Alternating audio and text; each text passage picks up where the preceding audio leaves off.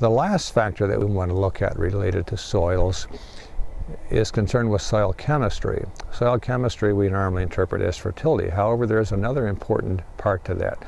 For the most part, we can manage fertility on Christmas tree sites regardless of existing fertility levels through cover crops prior to we plant a tree, through planting the trees, through soil testing and fertilization with appropriate materials that will assure us an adequate nutrient supply, and then of course through annual and other periodic fertilizer applications during the course of the rotation. But there's one other factor that we need to consider at the very beginning, and that relates to soil pH. Soil pH refers to the concentration of hydrogen ions that are in the soil, and generally we express those numbers somewhere with a pH of between 5 and 5.5 and 6 and 6.5 and 7. Somewhere in that range are where most of our Michigan soils are going to fall. There are a few exceptions to that.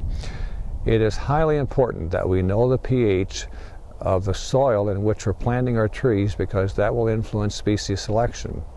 The primary example of this is Fraser fir, which will have difficulty producing a quality tree with uniform color, particularly at harvest time, if it's planted on a soil where the pH is much above 6 or 6.2 or so. It needs to be on soils that are in that pH range somewhere between 5.3 to 5.5 to 5.7 to produce a quality tree.